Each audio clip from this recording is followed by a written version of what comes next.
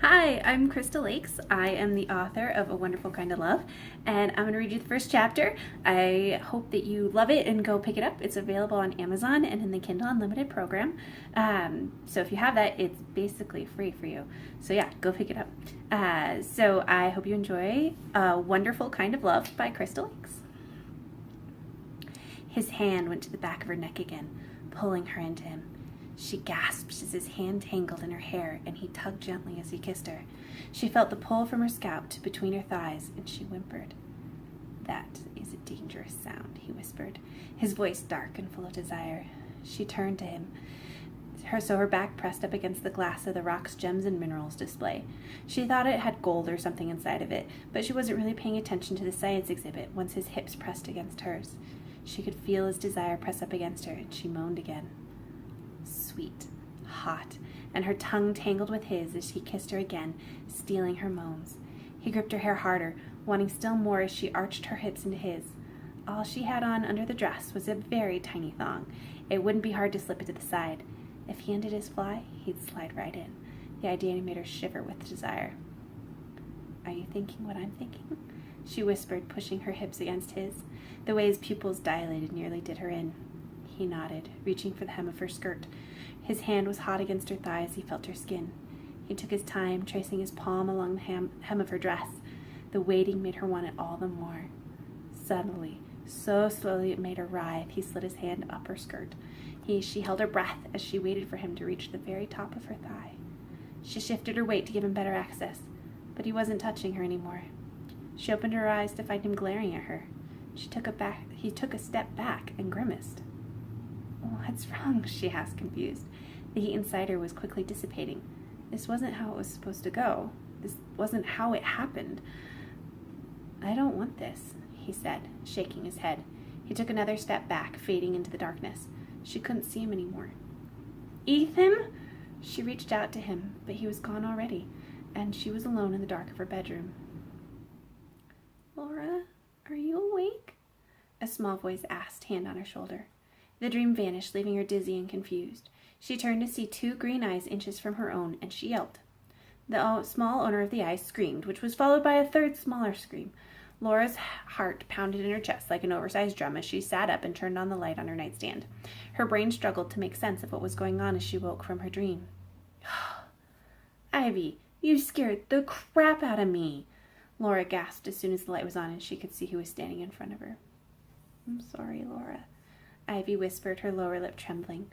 Laura's younger sister clutched at her small security blanket to her chest a little tighter. Behind Ivy, their little brother Dallas sniffled and looked just as miserable. Guilt hit Laura square in the chest. Ivy was only 7 years old, and Dallas was only 5. She remembered crawling into her parents' bed with nightmares when she was that age, too. She didn't want them to think she was angry with them. "It's okay. You just startled me," Laura said, doing her best to smile at her siblings. "Did you guys have another nightmare?" Ivy and Dallas both nodded, their eyes full of fear. "Yeah," whispered Ivy. "Mom and Dad again?" Laura asked, already knowing the answer. "The usual one," Laura replied, looking at the floor, looking like having nightmares about their dead parents was something she should be ashamed of. They both looked so small and vulnerable in the yellow lamplight that Laura's heart squeezed in her chest, and she wished for the millionth time that she had a better way to take away the pain. "You too, Dallas?" Laura asked her brother. The little boy held his chin up. "I wasn't scared, but Finn was." He held up his stuffed dog for Laura to see how scared it was. "You guys want to sleep with me until morning?" Laura asked, patting the bed beside her. Both kids grinned and jumped into the queen-size bed, snuggling up on either side of their older sister. One sibling under each arm, they both sighed with contentment as Laura turned off the light. The nightmares never followed them into Laura's bed, and if they did, Laura was here to keep them safe. That was Laura's job. Laura had no doubt that they had nightmares. She had them almost every night herself. If she had someone bigger and stronger to snuggle up with after waking up, she would have gone running just like they did. To be honest, she rather liked having them with her. They kept her safe from the nightmares. Dallas was back asleep almost as soon as his head hit the pillow and the light was off. He had his butt pressed into Laura's hip and his arms wrapped around Finn, the stuffed dog. Ivy usually took a little bit longer to go back to sleep. Laura shook her head as she found a comfortable position. They should all just start going to bed with her in the first place. The kids ended up here every night anyway. It probably would give them all better sleep that way. Laura, were you dreaming? Ivy whispered in the dark. Yeah, I was, Laura answered. Why? You were mumbling and smiling. Were you dreaming of Ethan from Mia's fundraiser last month? Ivy asked. You said his name. What were you dreaming about? Laura felt her cheeks heat, and she was glad it was too dark for her sister to see. There was no way she was going to tell her innocent little sister that she had been dreaming about the one-night stand she'd had with a guy a year and a half ago. Nope. I really don't remember the dream, Laura lied, shifting her weight slightly. She remembered the dream vividly. She remembered him from that night perfectly. She also remembered how he had his secretary tell her he never wanted to see her again. And I wasn't dreaming about Ethan. You probably heard wrong. If you say so, Ivy said with a shrug. She yawned. I liked Ethan. He was nice. Laura nearly sat up. When did you meet Ethan? At Mia's fundraiser? Ivy replied like it was the most obvious thing in the world. He helped you look for Dallas when he got lost. Remember? Laura needed more sleep. You're right. I forgot that we met him during that. Laura relaxed. Ivy didn't know about Ethan from her one-night stand.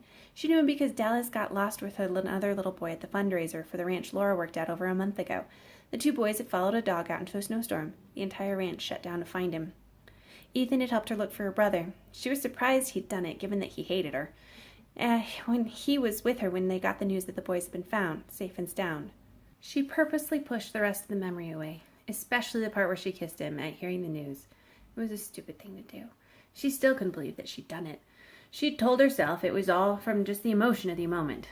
Hopefully he believed that too. Ivy sat straight up, bumping Laura's shoulder in the process and keeping them both from sleep. Ivy looked around, panic filling her small frame. Where is it? She whispered, pulling at the sheets. Her breath came in tiny gasps. Where is what, Ivy? Laura asked, sitting up. Don't wake up Dallas. Dad's shirt! Ivy wailed, pulling at the comforter. I can't find it. You had it 2 seconds ago, Laura replied. She felt around in the bed and quickly discovered the t-shirt Ivy now used as a security blanket. You were just laying on it. Oh. Ivy scooped it from Laura's hands and held it to her face, breathing in the scent of it. It was just an old t-shirt her dad used to wear. There was nothing special about it, other than the fact that it had belonged to him. Ivy had found it in the laundry after he died and started using it as a security blanket. She couldn't sleep without it now. Does it still smell like him? Laura asked. Her throat tightened with the question. It had only been about 10 months since the plane accident that had killed their parents. Just thinking about them still hurt. She wondered if it would ever stop hurting. A little, Ivy replied. It's starting to go away, though. Laura's heart broke a little. She sounded so sad and resigned. A 7-year-old shouldn't have to know this kind of pain, Laura thought. To be honest, a 25-year-old shouldn't have to know this kind of pain either. I know where his cologne is, Laura said after a moment. We can spray some on it tomorrow. That way it'll still smell like him. I'd like that, Ivy murmured, sleep pulling at her. I don't want to forget them. We won't forget them, Laura promised, smoothing the girl's hair as Ivy snuggled closer into her. Never ever. Good, Ivy whispered, her voice trailing off as she found sleep again. But now, Laura was awake. She couldn't help but think of her parents. As soon as she closed her eyes, she saw the pictures of the wreckage from her parents' flight. It was just a small private plane, but the crash had killed the two of them and the pilot instantly in the mountains. Laura took a deep breath and tried to steady herself. She didn't want to hear the drone of an airplane engine in her dreams. She didn't want to remember having to tell Ivy and Dallas that she was going to have to take care of them now, that it was just the three of them. It sucked, and she hated it. Dallas mumbled and reached for her in his sleep. He rolled over, his hand finding her stomach. As soon as he found her, he quieted and went back to peaceful dreams. She hoped she was enough for them, that she was doing enough. It didn't feel that way. She wasn't ready to be a parent, but here she was anyway. Her phone vibrated on the nightstand. Rather than being annoyed at the message at such a late hour, she was grateful for the distraction. Being careful of her sleeping siblings, she reached for it and read the text. Going to the hospital, it's time! Mia. Laura smiled. Mia was not only Laura's good friend, but she was also the wife of Laura's boss. The two of them were so excited for this baby that it was all they had talked about for the past few months. She couldn't be happier for them. Good luck, she texted back, May 15th is a great birthday. Laura smiled as she turned off her phone and put it on her nightstand. A new life in the world was always something to be glad of. She closed her eyes and tried to find sleep, this time thinking of how cute the baby was going to be and whether it would look more like Mia or more like Carter. She wrapped her arms around her sleeping siblings, pulling them closer to her as they used her shoulders for pillows. With them both safe in her arms, sleep came quickly.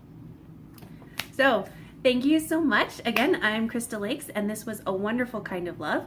It's available on Amazon and in the Kindle Unlimited program, so please go pick up a copy. I hope you love it. I loved writing it. The ending is fantastic. It's great. I want to rewrite the ending a million times because it was so much fun to write. So happy and good. So again, Krista Lakes, A Wonderful Kind of Love on Amazon. Thank you so much and have a great day.